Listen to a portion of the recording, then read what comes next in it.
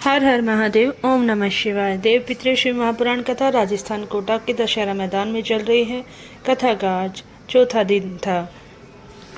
यह कथा YouTube और आस्था चैनल के माध्यम से 2 बजे से 5 बजे तक देखी जा सकती है। आज गुरुजी ने बहुत ही अच्छी जानकारी दी, बहुत ही अच्छे उपाय बताए जिसे हम करके अपने जीवन में बीमारियों से दूर हो सकते हैं।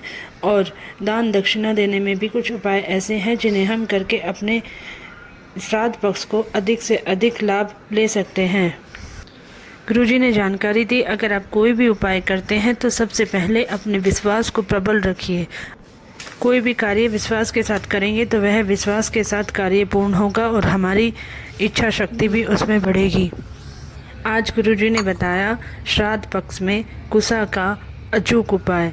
अगर हम अपने घर में कुशा रखते हैं तो कहाँ रखें और कैसे रखें। मुख्य द्वार पर हम कुशा रख सकते हैं। किसी भी तस्वीर या किसी भी फ़ोटो या किसी भी दरवाजे के पीछे हम अपने कुशा को रख सकते हैं। दूसरा, कुशा को हम मंदिर में रख सकते हैं।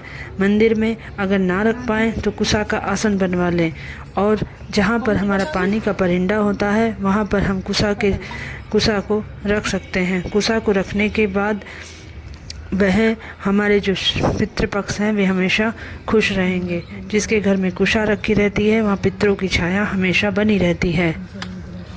गुरुजी ने बताया कि पहले तो कुशा के आसन का और कुशा की चीज़ों का बहुत दान दिया जाता है, लेकिन आजकल यह प्रयोग में नहीं है। पहले कुशा का आसन किसी भी पंडित या ब्राह्मण को खाना खिलाने के बाद दिया जाता था।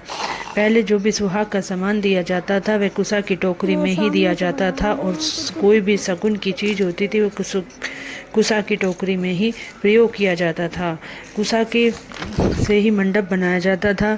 जब किसी शादी होती थी तो उसका मंडप हमेशा कुशा की से ही बनता था और ये शुभ होता था। गुरुजी ने दूसरा उपाय बताया कि अगर आपको बीमारी बहुत बड़ी हो गई है तो आप उसका इलाज कराने डॉक्टर के ज़रूर जाएं। ऐसा ना करें कि भगवान का ही उपाय करते रहें और डॉक्टर आपको अगर कोई सलाह दे रहे हैं तो आप उसको ना करें। डॉक्टर भी भगवान का रूप होते हैं और वो भी शिव का ही रूप होते हैं। इसीलिए कोई भी परेशानी या कोई भी बीमारी है तो आप डॉक्टर को ज़रूर दिखाएं, लेकिन साथ में ही उपाय भी करते रहें। डॉक्टर ने पंडित बंदी मिश्रा जी ने बताया कि अगर कोई बीमारी बड़ी हो गई है तो आप उसका चेकअप कराने के लिए जा रहे हैं तो सबसे पहले एक उपाय करके घर से जाएं। कुशा का जल घर से लेकर के जाएं। एक लोटे में कुशा डाल लें, फिर उस जल को मंदिर में लेकर जाएं। शिवलिंग और अशोक सुंदरी के बीच में जो जगह होती है उस जल को वहाँ पर चढ़ाएं। हमें जल को शिवलिंग पर नहीं चढ़ाना है और ना ही अशोक सुंदरी पर चढ़ाना है। इस दोनों के बीच में जो जगह होती है उस पर वो कुशा का जल चढ़ाना है। फिर जब वो नीचे जलाधारी से नीचे आएगा तो औषधि के रूप में उस जल को लेकर के आएँ और फिर उसका ग्रहण करके फिर चेकअप के लिए जाएं। इससे आपको कोई भी बीमारी बड़ी नहीं होगी। अगर कोई बड़ी बीमारी हो भी गई है तो वो बहुत जल्दी ठीक हो जाएगी। गुरुजी ने तीसरा उपाय बताया, जिस नारी को रजोधर्म से जुड़ी हुई परेशानी है और गर्भाशय में गांठ भी हो गई है, डॉक्टर ने उसका ऑपरेशन करने के लिए भी बोल दिया है, तो आप परेशान ना हो।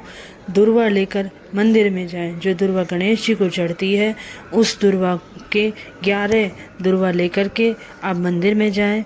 शिव शंकर की पूजा करें, आराधना करें। फिर अशोक सुंदरी पर उस दुर्वा की 11 दुर्वा आप अशोक सुंदरी पर चढ़ा दें। जब आप थोड़ी देर पूजा पाठ कर लें तो वहाँ से 5 दुर्वा वहाँ से उठा कर लेकर के आएँ। अगले दिन सुबह खाली पेट इन दुर्वा को ग्रहण करके आपको जो भी परेशानी है वो बहुत जल्दी खत्म हो जाएगी। गुरुजी ने अगला उपाय बताया सोमवार की अष्टमी का। जिसका बार बार गर्भ गिर रहा हो, बच्चा अपूर्ण पैदा हुआ हो, कोई भी बच्चा आधा अधूरा गिर जाता हो, बार बार गर्भ गिर रहा हो, तो हमें एक बेलपत्र लेकर मंदिर में जाना है और पीवरी का नाम लेकर उसको शिवलिंग पर चढ़ाना है। और जब आप उसको शिवलिंग पर चढ़ा दें थोड़ी देर में उस शिवलिंग की पूजा पाठ करें, मंत्र जाप करें। आपका बच्चा कभी भी विकलांग पैदा नहीं होगा, अपूर्ण पैदा नहीं होगा। आप पर शिव की कृपा दृष्टि बनी रहेगी। हर हर महादेव। ओम नमः शिवाय। जानकारी अच्छी लगी हो तो चैनल को लाइक करें, सब्सक्राइब करें।